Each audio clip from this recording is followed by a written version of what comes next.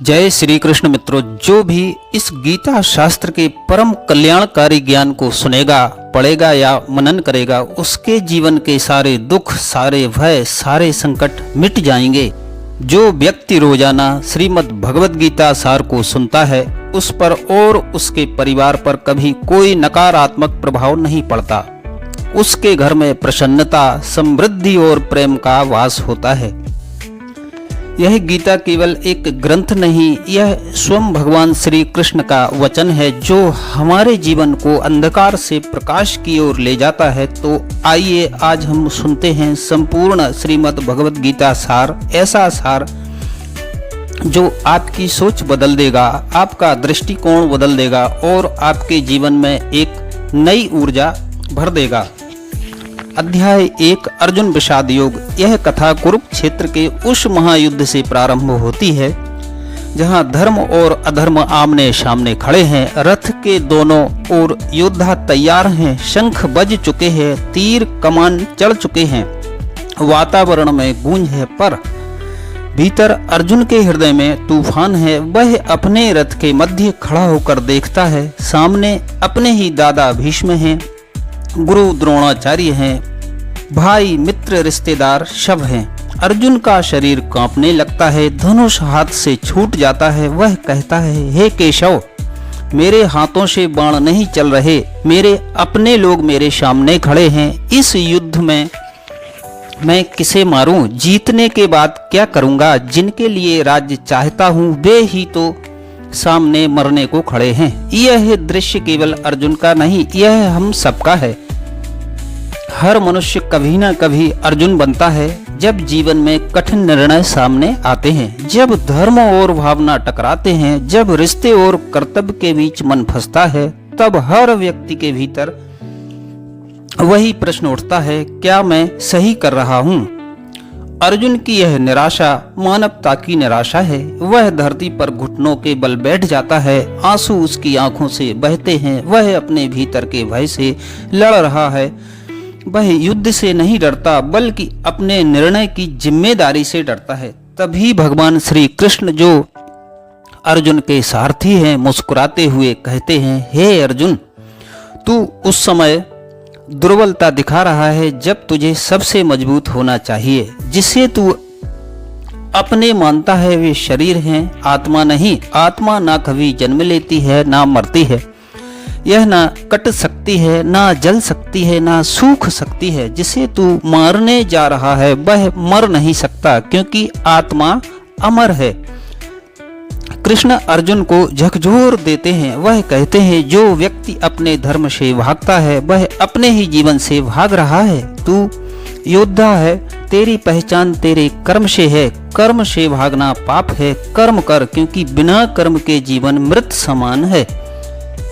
मित्रों, यही पहला संदेश है गीता का। कर्म से मत डर, कर्म से भाग मत। आज भी जब हम जीवन की चुनौतियों से डरते हैं, जब हमें लगता है कि हालात हमारे खिलाफ हैं, तो हमें अर्जुन की तरह रुकना नहीं चाहिए। हमें कृष्ण को याद करना चाहिए, क्योंकि जब मन निराश होता है तब ईश्वर प्रेरणा बनकर बोलते हैं। कृष्ण हमें बताते हैं कि जीवन के हर संकट में दो रास्ते होते हैं, एक भागने का, दूसरा सामना करने का। जो भागता है वह बार बार हारता है, जो सामना करता है वह विजेता बनता है। अर्जुन के इस अध्याय से हमें यह सीख मिलती है कि मनुष्य के जीवन में सबसे बड़ा शत्रु बाहरी नहीं, भीतरी डर है। अगर उस डर को जीत लिया तो फिर कोई युद्ध कठिन नहीं रहता।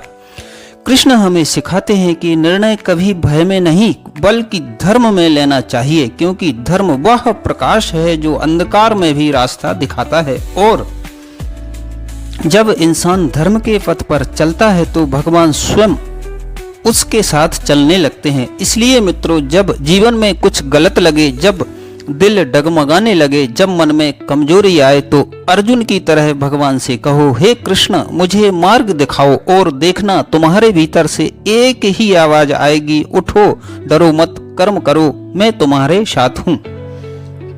यही है अध्याय 1 अर्जुन विषाद योग का सार। यह केवल युद्ध भूमि की कथा नहीं, बल्कि हर इंसान के मन की लड़ाई का प्रतीक मात्र है। यह हमें सिखाता है रुको मत, डरो मत और अपने कर्तव्य को धर्म समझकर निभाओ।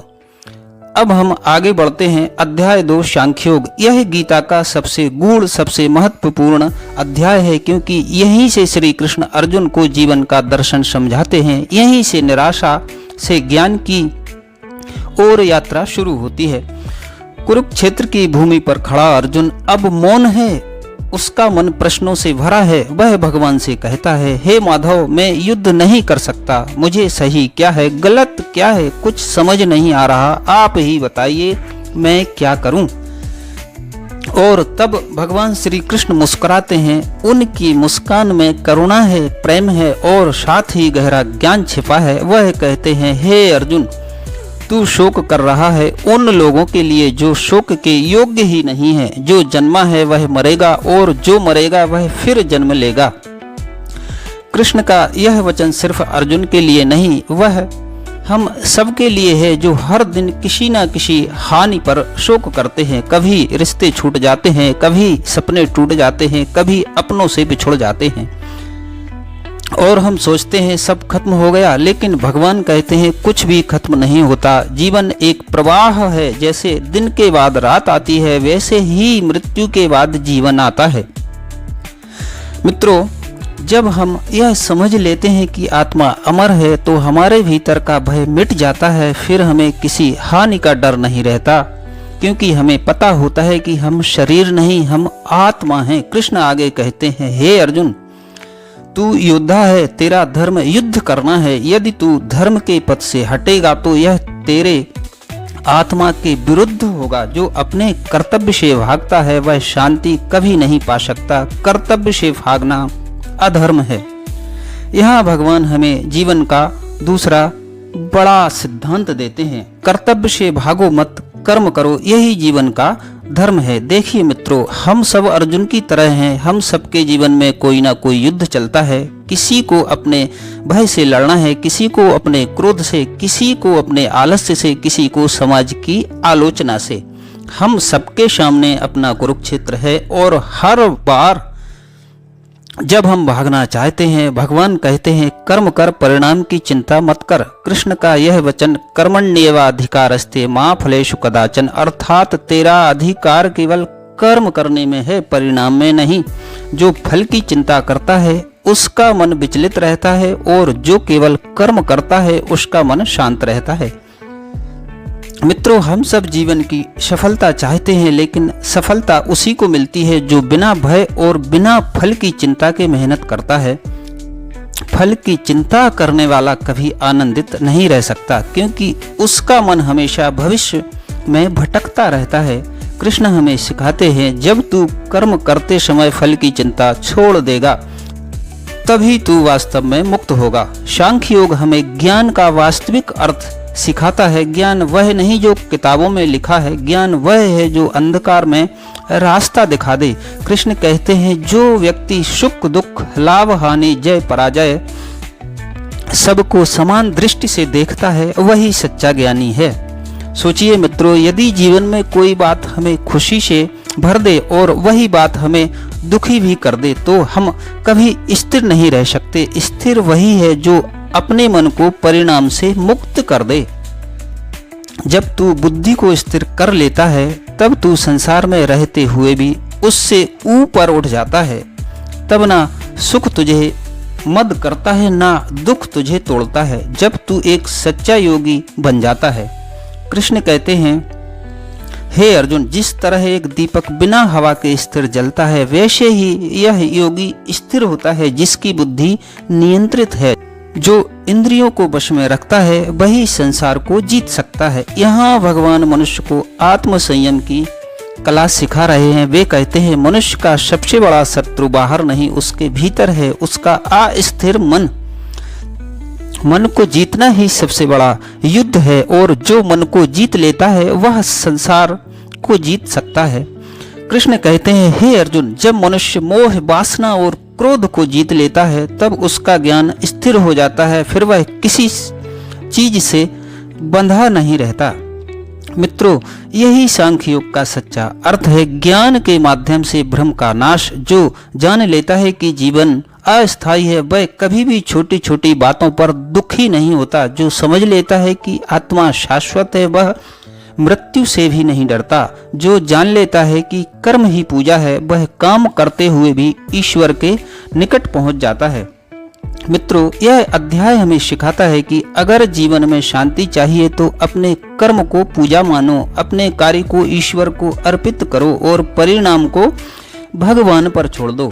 यही जीवन का रहस्य है, यही गीता का सार है। जो व्यक्ति इन 3 बातों को समझ ले, मैं आत्मा हूँ, शरीर नहीं, मेरा धर्म कर्म करना है, परिणाम पर मेरा अधिकार नहीं, मन को स्थिर रखना ही सफलता की कुंजी है, वह व्यक्ति कभी ना तो डरता है ना दुखी होता है। वह संसार में रहकर भी मुक्त रहता है।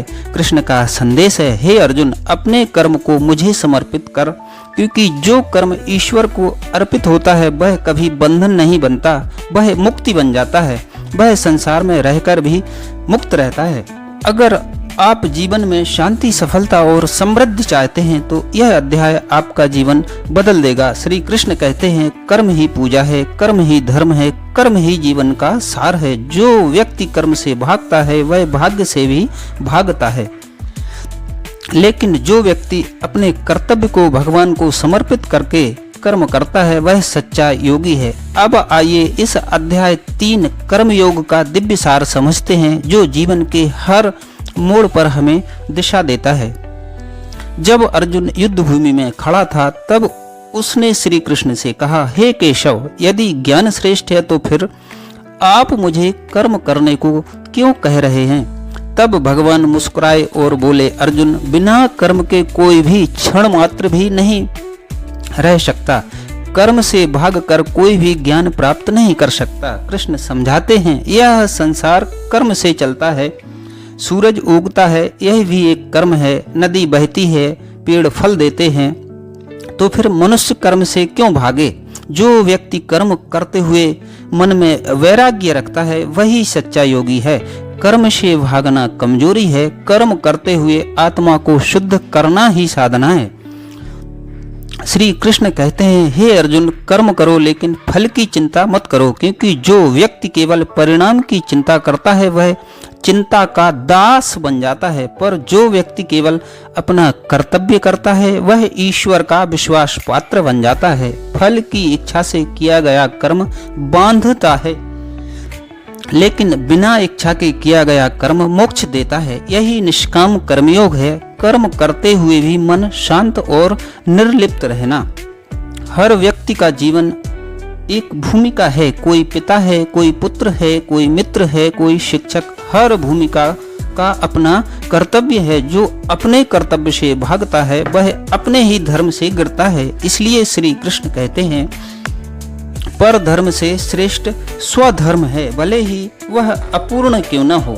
यानी दूसरों के रास्ते पर चलने से अच्छा है कि अपने रास्ते पर हम डटे रहें। कर्म का धर्म यही सिखाता है कि हर दिन अपना श्रेष्ठ दो, भगवान परिणाम तय करेंगे। इस सृष्टि का निर्माण यज्ञ के लिए हुआ है, यानी हर व्यक्ति का कर्म समाज और सृष्टि के कल्याण के लिए होना चाहिए। अगर हम सिर्फ अपने लिए जीते हैं तो वह स्वार्थ है, लेकिन अगर हम दूसरों के लिए जीते हैं तो वही यज्ञ है। जो व्यक्ति अपने कर्म को यज्ञ बना देता है उसका जीवन खुद ईश्वर की पूजा बन जाता है। भोजन करना भी यज्ञ है अगर वह आभार से किया जाए। बोलना भी यज्ञ है अगर वह सत्य और हितकारी हो। अहंकार मत करो कि तुम कुछ कर रहे हो, सब ईश्वर की प्रेरणा से होता है। अहंकार मनुष्य को बंधन में डालता है, जबकि समर्पण मुक्ति देता है। जब तुम कर्म को ईश्वर को अर्पित कर देते हो तब तुम कर्म में भी निर्लिप्त हो जाते हो। तुम्हारे कर्म से किसी को दुख ना पहुंचे, तुम्हारा जीवन दूसरों के लिए प्रेरणा बने, यही सच्चा कर्मयोग है। आज हम सब अपने अपने जीवन में कर्म करते हैं। कोई नौकरी करता है, कोई व्यापार, कोई सेवा। लेकिन अगर इन कामों के पीछे केवल पैसा या नाम की भावना है तो यह कर्म हमें थकाता है। पर जब वही कर्म हम सेवा की भावना से करते हैं तो वही कर्म आनंद बन जाता है। इसलिए श्री कृष्ण का संदेश है, जो भी काम करो उसे भगवान का आदेश मानो, हर कर्म में श्रद्धा रखो, हर कार्य में भक्ति रखो, कर्म से भागना नहीं, कर्म में भगवान को देखना ही गीता का सार है। जो कर्मयोग को अपनाता है उसका जीवन दिशा पाता है, उसका मन स्थिर होता है और उसका परिवार सुखी रहता है। जो व्यक्ति प्रतिदिन गीता के इन शब्दों को सुनता या पढ़ता है उसके जीवन में आलस्य मिट जाता है, उसका आत्मविश्वास बढ़ता है।